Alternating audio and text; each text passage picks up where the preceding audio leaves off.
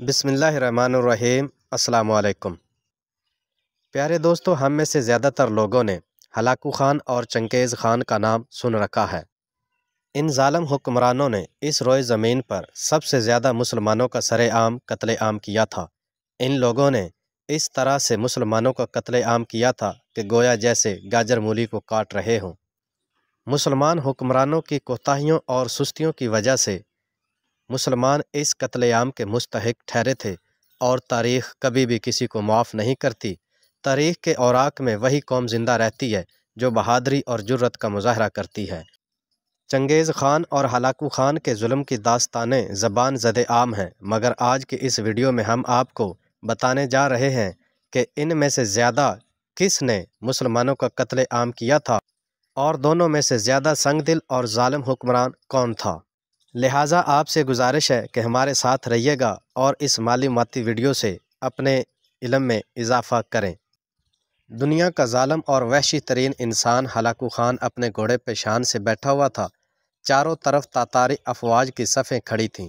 سب سے آگے Hulagu Khan کا گھوڑا تھا۔ ہلاکو خان کے سامنے مسلمان قیدیوں کی 3 صفیں کھڑی تھیں اور ان کو قتل عام کیا جا رہا تھا، اور ہلاکو خان اپنے سامنے اپنے حکم پر قتل عام ہوتے ہوئے دیکھ رہا تھا۔ پھر وہ ظالم بولا، ان کے سر قلم کر دو، اور جلاد نے لوگوں کے سر کاٹنے شروع کر دیے۔ پہلی صف میں ایک کی گردن گئی، دوسرے کی گردن گئی، تیسرے چوتھے کی، گویا پہلی صف میں سارے لوگوں کو قتل کر دیا گیا تھا۔ جب جلاد پہلی قطار میں کھڑے لوگوں کی گردنیں اڑا رہا تھا تو ہلاکو خان اس منظر کو بڑے غور سے دیکھ رہا تھا۔ وہ کیا دیکھتا ہے کہ پہلی صف میں ایک ضعیف بے قصور غریب آدمی کھڑا ہوا تھا۔ وہ اپنے گھر کا واحد کفیل تھا۔ وہ موت کے ڈر کی وجہ سے پہلی صف میں سے دوسری صف میں چلا گیا۔ ہلاکو خاموشی سے اس منظر کو دیکھتا رہا۔ جب جلاد نے دوسری قطار میں کھڑے ہوئے مسلمان قیدیوں کی گردنیں اڑانا شروع کی تو وہ بوڑھا شخص موت کے ڈر کی وجہ سے تیسری لائن میں چلا گیا۔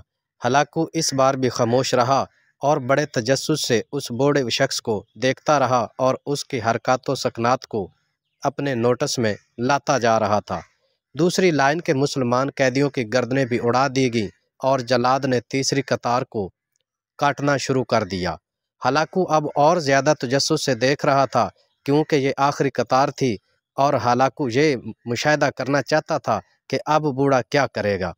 جب جلاد نے تیسری قطار کے مسلمان قیدیوں کی گردنیں اڑانا شروع کر دیں، کرتے کرتے اس بوڑھے تک پہنچ گیا۔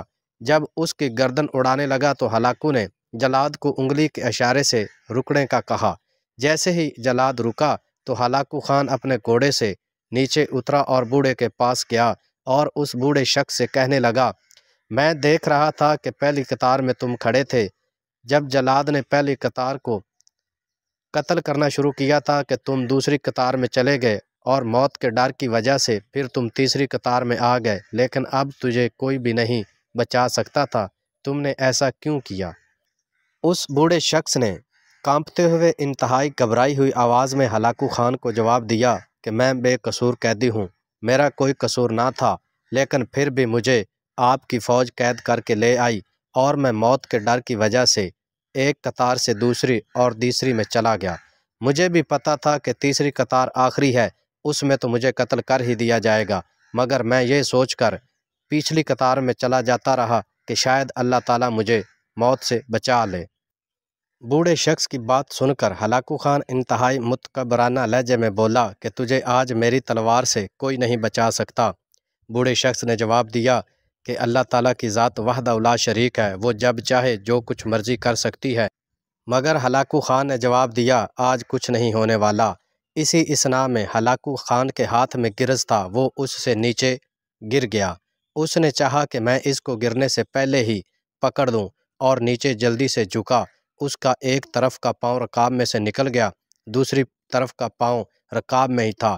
جب وہ اس گرز کو پکڑنے کے لیے نیچے جھکا تو اس زوردار جھٹکے سے گھوڑا اتنا ڈر گیا تھا کہ اس نے دوڑنا شروع کر دیا تھا، اور ہلاکو خان کا چونکہ ایک پاؤں رکاب میں پھنسا ہوا تھا، اسی وجہ سے ہلاکو خان بھاگتے ہوئے گھوڑے پر گھسیٹتا چلا گیا، اور اس کا سر پتھروں اور اس طرح کی دوسری چیزوں سے ٹکراتا گیا، اور زمین کے ساتھ بار بار لگنے کی وجہ سے اس کا سارا جسم لہو لہان ہو چکا تھا۔ جیسے جیسے ہلاکو خان کا سر چٹانوں اور پتھروں سے ٹکرا رہا تھا، گھوڑا ڈر کے مارے اور زیادہ تیز دوڑتا چلا جا رہا تھا، اور اس طرح سے اس ظالم حکمران کی موت اسی وقت اللہ تعالیٰ کی انتہائی نافرمانی اور متکبرانہ لہجے کی وجہ سے ہو گئی تھی۔ ہلاکو خان کی فوج نے جب یہ سارا منظر دیکھا تو وہ بھی کانپنے اور لرزنے لگے، اور بوڑھا شخص ان کے سامنے کلمہ حق ادا کرتے ہوئے اپنے گھر کی طرف چل دیا، اور اس کو کسی نے بھی نہ روکا۔ اس طرح اللہ تعالیٰ نے اس بوڑھے بزرگ کی جان بچائی تھی۔ پیارے دوستو، یوں تو ہلاکو خان اور چنگیز خان نے مسلمانوں کا قتل عام بہت زیادہ کیا تھا، اور ان کی ظلم کی داستانیں ہر کوئی جانتا ہے، لیکن چنگیز خان کی نسبت ہلاکو خان نے مسلمانوں کی نسل کشی بہت زیادہ کی تھی۔ وہ ایک ظالم حکمران تھا۔ گویا چنگیز خان نے بھی مسلمانوں کی خیر خواہی نہ کی تھی، لیکن چنگیز خان کے مقابلے میں ہلاکو خان نے جتنے مسلمانوں کو قتل کیا تھا، اس کے عشر عشیرہ بھی چنگیز خان نے قتل نہ کیا تھا۔